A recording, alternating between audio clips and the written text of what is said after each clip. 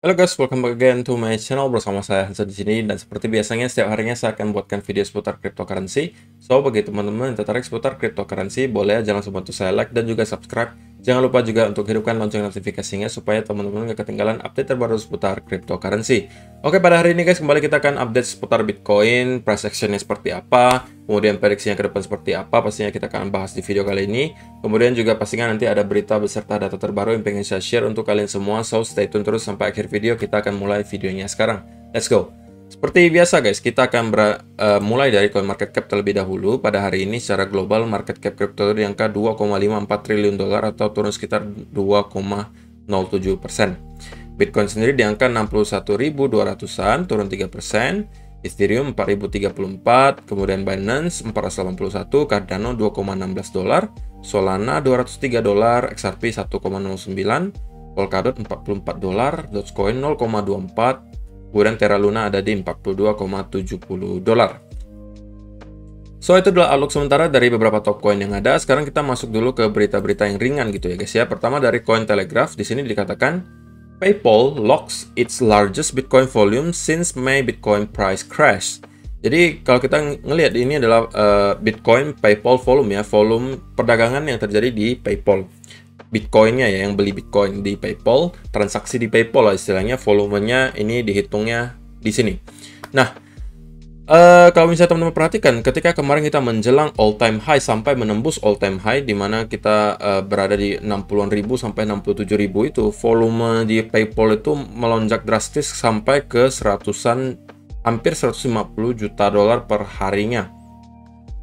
Dan ini adalah volume tertinggi semenjak koreksi besar kemarin yang terjadi di bulan Mei, yang dimana per harinya itu satu harinya kemarin ada sempat nyentuh sampai 300-an juta dolar. Oke, jadi ini setengahnya, tapi ini yang tertinggi semenjak bulan Mei kemarin gitu ya. Kalau misalnya teman-teman perhatikan di bulan Juni, Juli, Agustus itu market kurang bergairah gitu ya, dimana volume di PayPal saja juga kecil kelihatan di sini. Dan start dari Agustus sampai sekarang kita mulai melihat ada tren kenaikan di sini, atau market ini mulai bergairah lagi kelihatannya gitu guys. Yang secara tidak langsung ditunjukkan di sini, platform semacam PayPal aja volume perdagangannya per harinya itu bisa mencapai 150-an juta dolar kurang lebih seperti itu ya. Yang mengindikasikan bahwa ya tadi market sekarang sudah mulai bergairah lagi gitu. Jadi itu yang kita pengen gitu ya. Next adalah data on-chain ya gitu. Di sini dikatakan Bitcoin supply on exchanges at lowest level since September 2018. Nobody wants to sell even at all-time high prices. Jadi ini adalah balance on exchanges-nya Bitcoin atau stok Bitcoin yang ada di exchange. Sebenarnya ini adalah data yang kemarin sudah pernah saya tunjukin. Cuman yang kemarin itu versi zoom in-nya guys, atau cuma menghitung yang beberapa bulan terakhir saja. Nah, ini versi makronya yang lebih besar gitu ya. Dan ini dihitung dari akhir tahun 2018 sampai sekarang. Nah, simpelnya adalah kalau misalnya kita ngelihat garis emas ini naik, itu adalah di mana banyak orang melakukan deposit Bitcoin-nya ke exchange atau memasukkan Bitcoin-nya ke exchange, dan biasanya kemungkinannya kalau misalnya dimasukkan ke exchange itu untuk dijual pertama atau enggak di-convert ke stablecoin atau misalnya di-convert ke altcoin. Namun kebanyakan mungkin untuk dijual seperti itu ya. Jadi simpelnya kalau misalnya kita ngelihat garis emas ini naik, yaitu adalah kita sebutnya fase distribusi gitu ya. Kalau misalnya kita ngelihat ini turun, ya sebaliknya kita melihat fase akumulasi, di mana banyak sekali orang membeli Bitcoin kemudian ditarik dari exchange. Dan biasanya kalau ditarik dari exchange itu biasanya untuk di hold gitu ya. Dan menariknya adalah sekarang kita berada di level terendah, lowest level since 2018. Level terendah sejak tahun 2018. Yang menunjukkan bahwa walaupun sekarang Bitcoin kemarin bahkan sudah menembus all time high, atau sekarang kita berada di kurang lebih area all time high, holder jangka panjang ini rata-rata masih ngehold barangnya, atau belum terlihat ada distribusi yang terjadi gitu ya.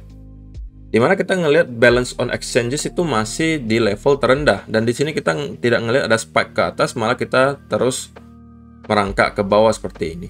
Oke, walaupun sekarang kita sideways saja, tidak menurun, tetapi ini memperlihatkan bahwa walaupun kita berada di harga yang sudah dekat dengan all time high, para holder masih sangat yakin bahwa ini belum akhir dari segalanya gitu ya, masih akan ada kenaikan selanjutnya, makanya mereka tetap hold gitu ya. Jadi ini juga lah indikasi yang sangat positif secara data on-chain gitu. Sekali lagi, tidak bosannya saya ingatin, data on-chain bukan untuk menilai short term movement ya guys ya, bukan untuk menilai pergerakan harga secara short term atau jangka pendek, tapi lebih ke mid term dan long term gitu ya. Next, dari TechDev lagi. Jadi TechDev ini memang jagonya gitu ya untuk melakukan cocok logi. Cocok logi itu ya dicocok-cocokkan gitu pergerakan sekarang dengan pergerakan-pergerakan cycle yang lalu-lalu. Nah, di sini dikatakan Bitcoin daily on track. Nah, yang kali ini yang dia tunjukkan adalah perbandingan antara cycle tahun 2017 dan tahun 2021, dan diperlihatkan juga bahwa memang secara bulan dan tanggal pun mirip-mirip gitu. Kita ngelihat di tahun 2017 ini ada rally, setelah fase reakumulasi kita melihat ada rally gitu ya. Kemudian ada koreksi besar sebelum pada akhirnya pada bulan Oktober kita kembali naik dan menuju all time high. Nah, menariknya di pertengahan bulan Oktober sampai akhir bulan Oktober kita ngelihat ada sideways movement. Oke. Jadi yang diawali Juli sampai September itu rally, kemudian koreksi, kemudian kita rally lagi. Kemudian di bulan pertengahan Oktober sampai akhir Oktober itu kita melihat ada sideways, pada akhirnya kita baru naik lagi. Nah, hal yang sama juga sama, kita ngelihat rally kemudian koreksi besar. Kita juga sama, di bulan Juli kemarin kita ngelihat rally, kemudian juga koreksi yang cukup besar dari yang 53.000 sampai ke kurang lebih 40.000. Kemudian kita juga pada Oktober ngelihat kembali ada rally ke atas, sama ya, ada rally. Kemudian di pertengahan Oktober, mulai dari 14 Oktober, kita ngelihat ada sideways movement. Jadi movement sideways gitu ya. Dan kalau misalnya kita mengikuti persis gitu, hari-harinya, berapa jumlah harinya di sini, sebelum pada akhirnya kita breakout lagi ke atas, maka berakhirnya akan kurang lebih di tanggal 2 November gitu. Nah, apakah kalian setuju gitu bahwa ini akan mengikuti persis? Kalau saya sih ya, mungkin aja ya guys ya. Karena ini juga sejalan dengan prediksi saya kemarin soal sebelum kita benar-benar break ke all time high berikutnya atau naik lebih tinggi lagi. Kemarin kan udah sempat saya sebutin, saya tuh expect-nya ada sedikit sideways movement di kurang lebih area all time high kalau teman-teman masih ingat gitu ya. Dan secara RSI juga kalau teman-teman memperhatikan ya mirip-mirip aja gitu pergerakannya guys. Dari cycle tahun 2017 dengan tahun 2021. Oke, jadi ya kita ngelihat ada semacam downtrend di sini. Sini juga ada downtrend sedikit. Kemudian kita mulai breakout ke atas. Kita mulai breakout ke atas dan mulai masuk ke fase overbought gitu ya, yang membuat kita mungkin akan sedikit sideways sebelum pada akhirnya kita kembali naik. So, itu adalah beberapa data dan juga berita hari ini terbaru untuk kalian semua. Sekarang kita langsung masuk aja ke chartnya Bitcoin. Nah, kalau misalnya teman-teman masih ingat, beberapa hari yang lalu saya sempat menyinggung soal ketika kita masih berada di sekitaran sini, kalau tidak salah, saya masih sekitaran sini ya. Saya sudah kasih tahu ke teman-teman gitu ya, bahwa next target yang perlu kita perhatikan itu adalah area 67 sampai 68.000. Oke. Nah, kenapa di 67 sampai 68? Ya kemarin udah saya sebutin bahwa ini adalah area extension 1618-nya dari rally sebelumnya, swing sebelumnya di sini. Area 1618-nya adalah persis di 67 sampai 68 dolar.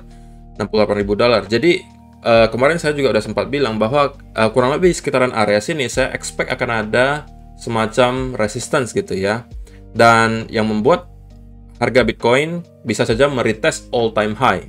Kemarin kita melakukan retest, cuma masalahnya support di all time high itu tidak mampu menahan gitu ya, di sekitaran 63-64 di sini tidak mampu menahan sebelum akhirnya kita broke down lagi.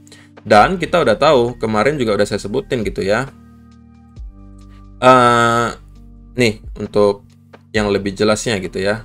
Saya juga udah sebutin area berikutnya yang perlu kita perhatikan ketika kita masuk lagi ke bawah 65.000 dolar adalah area 58 sampai 60.000 dolar. Itu yang saya sebutin di video kemarin gitu ya. Nah, kenapa di area itu? Kalau teman-teman mengandalkan Fibonacci retracement, oke. Nah, ini areanya kurang lebih 0,382-nya yang berada di 58 juga di sini. Oke, di sekitaran sini. Nah, kenapa juga di area 60.000 sampai 58 gitu kan? Nah, kalau misalnya teman-teman zoom out, Oke, memang di area sini ini adalah area resistance yang cukup kuat. Oke, ini resistance, ini resistance, ini resistance, ini resistance. Oke, yang harusnya sekarang bisa provide some support di sekitaran sini. Yang kemarin menjadi resistance sangat kuat, harusnya bisa menjadi support yang sangat kuat juga sekarang gitu ya.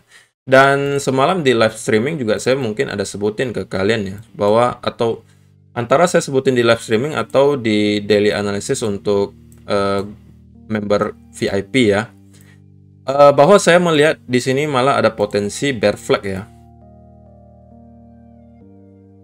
Dan saya bilang saya cenderung short term itu agak bearish gitu. Karena ngelihat ini adalah impulsive move-nya, kemudian ini adalah correction-nya dalam bentuk bear flag. Dan biasanya yang terjadi selanjutnya adalah continuation gitu ya. Nah, ketika kemarin breakdown dari sini itu udah terkonfirmasi gitu ya, bahwa kemungkinan besar kita akan koreksi lebih dalam. Dan akhirnya kita menuju ke area berikutnya yang berada di 60-an ribu dolar.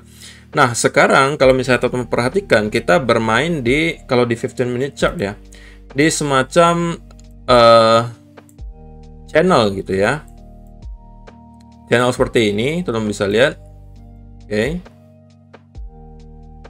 Nah, next berarti kita harus perhatikan adalah di sekitaran area di sini. Apakah kita akan membuat satu lagi low?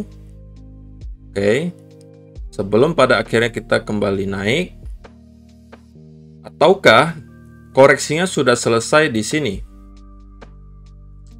Kita sempat menyentuh 60.000, cuman ngetes doang sedikit lalu terreject lagi karena mungkin banyak sekali yang ngantri di sekitar 60.000 dolar. Namun kita belum mempunyai konfirmasi yang cukup untuk mengatakan bahwa oh ini koreksinya sepertinya sudah selesai. Belum punya bukti data yang cukup untuk mengatakan hal seperti itu. Kalau menurut saya yang perlu kita lakukan adalah sekarang pastinya melihat ada momentum yang cukup deras lagi. Oke, at least sampai ke sini kita harus ngelihat ada semacam impulsive move. Oke, seperti yang saya sampaikan kemarin, ada impulsive move, dorongan yang kuat seperti ini. Oke, kemudian ada diikuti dengan konsolidasi. Oke, jadi anggapannya saya pengen ngelihat versi kebalikannya dari ini, guys. Kalau ini kan versi downtrend ya, kita ngelihat ada impulsive move, diikuti dengan correction. Nah, ini kan textbook banget gitu kan. Nah, saya pengen melihat hal yang sama tapi versi bullishnya gitu.